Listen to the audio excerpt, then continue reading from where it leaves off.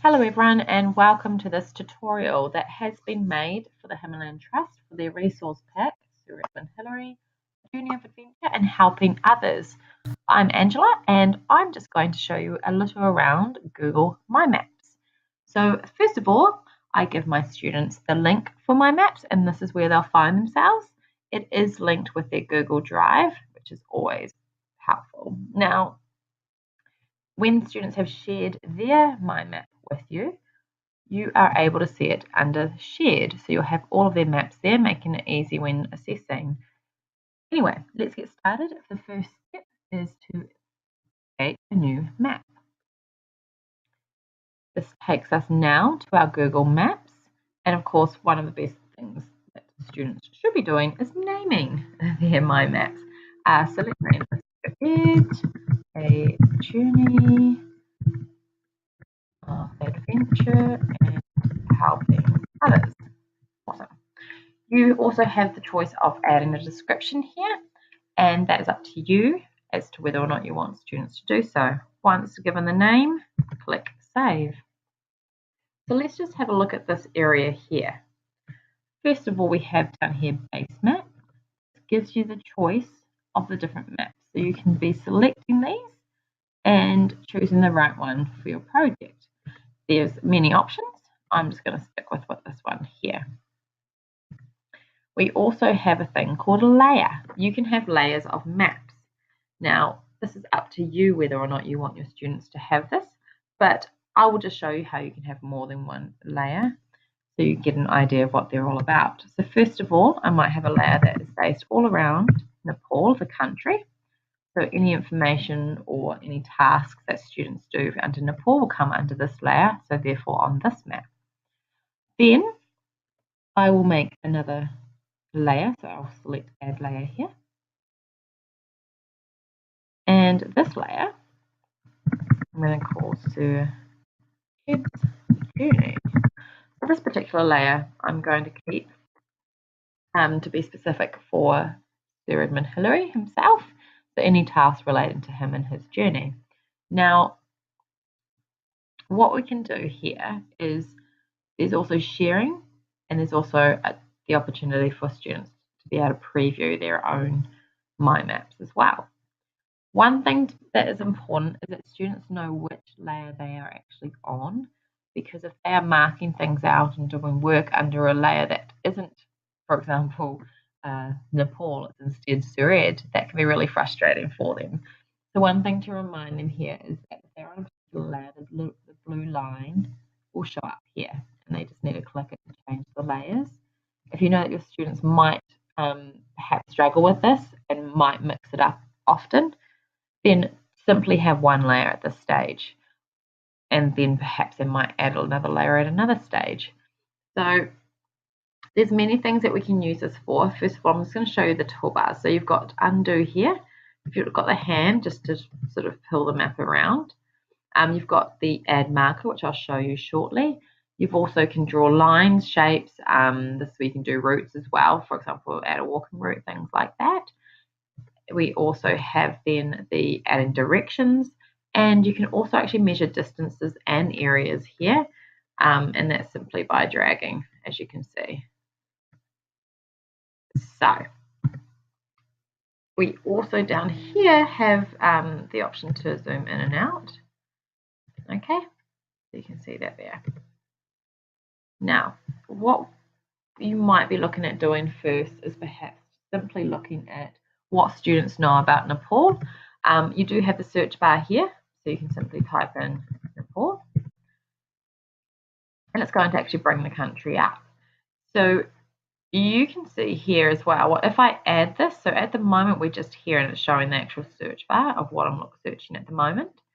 If I click add to map, it has automatically gone under the layer that I had selected, which the blue line was with Nepal. Now, this has the marker. It's automatically put that marker in, okay?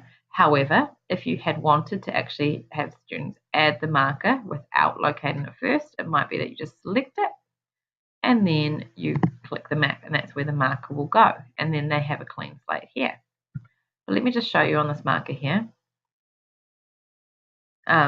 what you can do. So first of all, you've got different ways to personalize it. So you've got color of the marker. You can actually put icons. So for example, if we have a question mark, you can see that it actually changes what is inside the marker, but you can also just put it straight back to a standard marker. There's actually also more icons. Sometimes I let students do that as almost a finishing task. So if they've actually finished, they've edited and everything, then this might be when they actually play around with this one. You can edit it, so you could change the title. You can also use this box. So it might be in the first box for just Nepal. You have students write everything they know about Nepal at the moment. And you'll know the prior knowledge of your own students as to whether or not you'll do that. Or you might also just simply in here have students list or talk about geographic location, that's landlocked, border, what countries border it.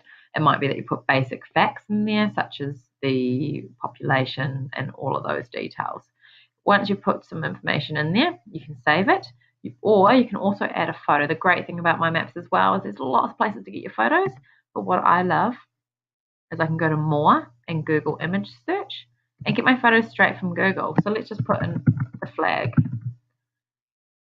onto there, and it might be that you have students do that so that they can see what the flag looks like, why it's unique as well, and the photo comes up. Once you click save, you've got it there, and if you have any information, it will come here. One thing you can do here as well, which I use a lot of, is you can actually put a link for a Google Doc or a Google slide. So you've got everything in the one place under the one project. So for example, even if you just have your Padlet that you've been having a discussion with students, they can put the link in a marker that comes under their particular layer, perhaps over the Nepal or the Syrian journey. So everything can be in the one place. It might be that you have in here the link for their Google, their Kahoot question builder. So you've got that there as well. And it means when you're on their maps, you can just go into everything of theirs when you come to assessment. So it's really, really awesome. So you've saved that. Let me just see if there's anything else I can show you. So deleting directions to here. Hey, you might want to put those from New Zealand. Another cool thing, so let's just go to Syrian's journey and let's pretend that you had them refer back to the book First to the Top by David Hill and Phoebe Morris, and you had them look at where he had grown up, Tuakau. So let's search. It's going to take us straight to Tuakau. So remember, I've gone onto a different layer now. Okay, and let's just check this. So we might add that to the map. You might have them put details about his childhood in here, up to you again.